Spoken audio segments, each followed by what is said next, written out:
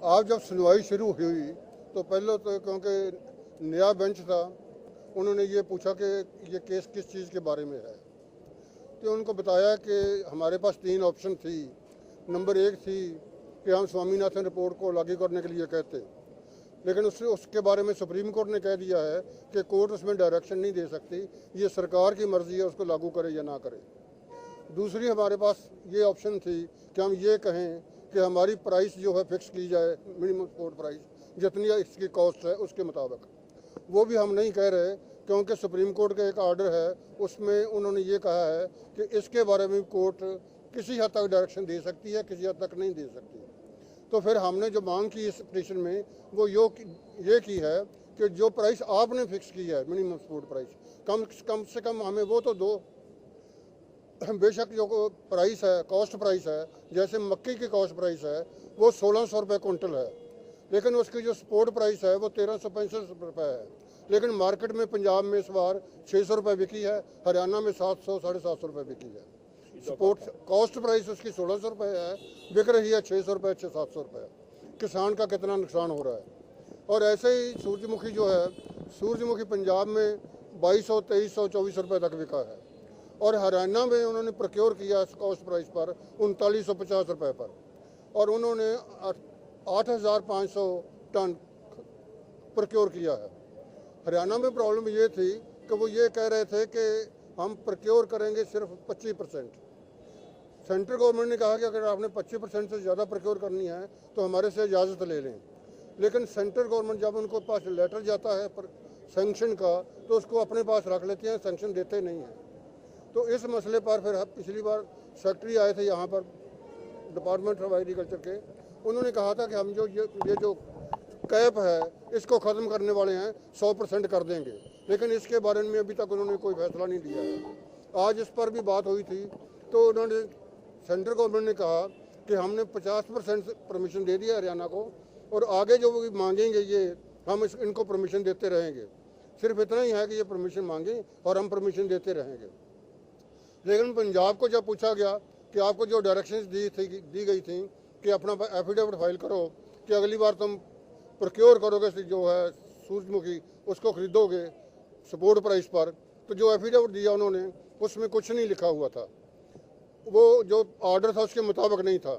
वो फिर कोर्ट ने उनको एफिडेविट वापस कर दिया है और बोला है कि इस पिछले ऑर्डर में 5 डायरेक्शन थी और आपने एक भी कंप्लाई विद नहीं किया है, और हरियाणा को बड़ी सख्त और बोला है कि इस पिछले ऑर्डर में 5 डायरेक्शन थी और आपने एक भी कंप्लाई विद नहीं किया है, और हरियाणा को बड़ी सख्ती से, पंजाब को बड़ी सख्ती से कहा गया है कि अगली बार ये पूरी अगर कंप्लायंस नहीं करते और पिटीशन फाइल एफिडेविट फाइल नहीं होता तो जो सेक्रेटरी है तुम्हारा डिपार्टमेंट ऑफ एग्रीकल्चर का वो कोर्ट में पेश हो यहाँ पर, और फिर हम देखेंगे क्या करना है। तो अगली तारीख है जो वो 26 तारीख सितंबर की फिक्स की गई है। सर जो 5 पॉइंट आपने बताए कौन-कौन से 5? उनमें एक तो ये था कि आप जो प्रोग्राम है वो तय करके और secretary department of agriculture affidavit file करे कि अगले सीज़न हम ये ऐसी सपोर्ट प्राइस पर इसको खरीदेंगे। दूसरा ये था कि आपने असेस करना है कि हमारे पास मक्की का कितना एरिया है, सूरजमुखी का कितना एरिया है और दूसरी फसलों का कितना एरिया है और उसमें कितनी फसल होने वाली है। तीसरी उसमें डायरेक्शन दी थी कि आपने ये बताना है कि इन चीज़ों का फैसला लेने के लिए कौन कौन से अफसर अधिकारी हैं और कौन कौन से जो हैं फैसला नहीं लेने में नाकामयाब रहे हैं। और चौथी ये थी कि इसके बारे में जो एफिडेविट है वो डिटेल्ड होना चाहिए हर चीज़ के बारे में कि जो हमने डायरेक्शन दी है उसके बारे में आप क्या करने वाले हो। तो सर सुसाइड का भी इशू कहीं ना कहीं इसी के साथ मर्ज। हाँ, इसी के साथ सुसाइड का तो इशू है ना, क्योंकि इस पटिशन का मतलब ही ये है क्योंकि किसान को रोज़ कुछ खुदकशी करनी पड़ रही है, और खुदकशी इसलिए हो रही है कि जितनी उसकी कॉस्ट प्राइस है, जैसे मक्की की कॉस्ट प्राइस 1600 रुपये है, बिक रही है 600 रुपये पर, किसान क्या करेगा। सूरजमुखी हरियाणा में 3950 रुपये खरीदा गया है, 50 में पंजाब में 25 रुपये खरीदा गया है, 1500 100 रुपए क्विंटल का फर्क है। तो पंजाब के किसान क्या करेगा, खुदकशी करेगा और क्या करेगा। एमएसपी तय करता है, उसके बाद एमएसपी से अलग हटके किस तरह से कोई गवर्नमेंट जो है परचेज कर सकती है? यही तो पटिशन है कि जब आपने खुद एमएसपी तय की है, हम ये कह रहे हैं कि आपकी एमएसपी कॉस्ट प्राइस से कम है, लेकिन आप वो भी नहीं दे रहे।